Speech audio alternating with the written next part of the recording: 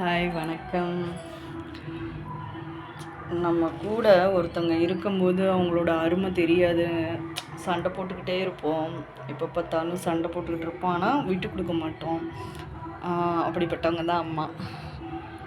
அம்மா போனதுக்கப்புறம் பயங்கரமாக வலி இருந்துச்சு. மனசில் தைரியம் இல்லாமல் போயிடுச்சு. அப்புறம் ஒரு வருஷம் நிறைய பாடங்கள் சொல்லி கொடுத்தாங்க. சொந்தக்காரங்களும் சரி. அப்புறம் பார்த்திங்கன்னா அதுக்கப்புறம் நிறைய அடிப்பட்டாலாம் வலிக்கும், பயங்கரமாக இதாகும். ஒரு சின்ன காயம் பட்டாவே, கொசு கடிச்சாவே கத்தி எடுத்துருவேன், ஆர்ப்பாட்டம் பண்ணுவேன். அதுக்கப்புறம் பார்த்தா ஒன்றுமே முடியல. அதை பற்றி அந்த வலி நிறைய அனுபவிச்சதுனால அந்த வலிக்கே கொஞ்சம் நம்ம டஃப்பு கொடுக்க வேண்டியதாக இருக்குது. இப்போ எனக்கு அதெல்லாம் வலிலாம் இப்போ கால் நல்லா 2 நாளாக பயங்கரமாக புஸ்ஸுன்னு வீங்கி கால் வலி வேறு. ஷூட்டிங் போனேன். ஏன்னா காலையில் ஏந்திரிச்சு 7 மணிக்கெலாம் லொக்கேஷன் போயிடணும். நம்ம நினச்சிட்ருக்கோம் சீரியல் ஆக்டர்லாம் இதுன்னு, ஆனால் அதுக்குள்ளே போய் பார்த்தா தான் தெரியும் என்ன பண்ணுறது. காலையில் ஏந்திரிச்சு கிளம்பி ஆட்டோ பிடிச்சி லொக்கேஷன் போய் இறங்கி 7:30 மணிக்கு மேக்கப் பண்ணால் 10:30 மணி வரைக்கும், சில இடத்துல 9 மணிக்கெலாம் பேக்கப் பண்ணிடுவாங்க, சில நேரம் 10:30 மணி ஆகிடும். அதுக்கப்புறம் ஹாஸ்டல் வரங்குள்ளேயும் 11:30 12 ஆகிடும்.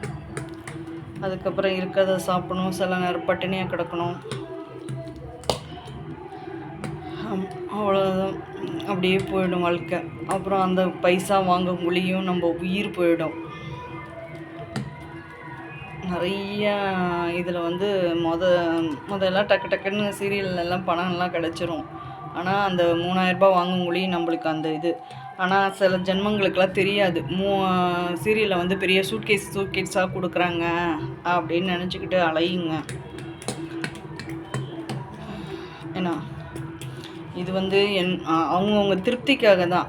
மற்றபடிலாம் ஒன்றும் இது கிடையாது. ஒரு 10 நாள் ஷூட் இருந்தால் மட்டும்தான் ஒரு 30,000 ரூபாய் கிடைக்குதா, அதில் ஒரு 10,000 ரூபா செலவு பண்ணுறோமா, 20,000 ரூபாய் கடன் கட்டுறதுக்கு இதாகுமா, இந்த மாதிரி தான் போவாங்க எல்லாம்.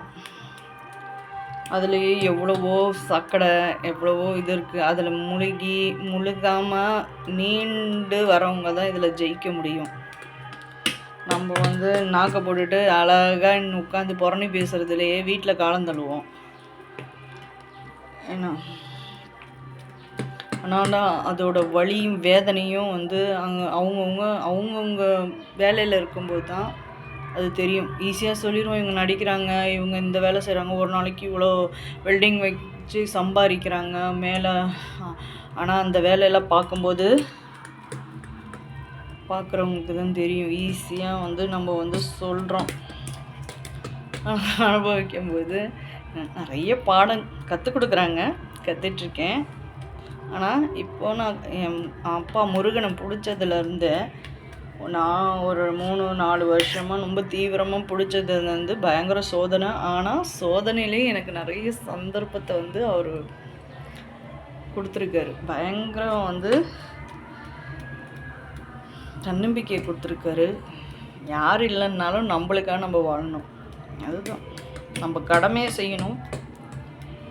அப்படி ஓடிட்டுருக்குது வாழ்க்கை.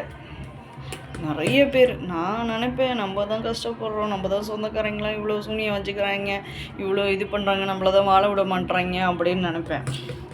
ஆனால் என் கூட நடிக்கிற சக நடிகர், ஏஜென்ட் மூலமாக வந்தவங்க எவ்வளவோ நிறைய பேர் நிறைய கஷ்டம், அதையும் மீண்டும் சிரிச்சிட்டே வராங்க. அதனால் அங்கே போனோன்னா யாராக இருந்தாலும் சரி நல்லா ஜாலியாக போயிடும் லைஃப். அந்த ஒரு நாள் செம்ம ஜாலியாக இருக்கும். அதனால் எதை பற்றியும் கவலைப்படாமல் இருக்கிற வாழ்க்கையை நல்லபடியாக வாழுங்க. பாய்.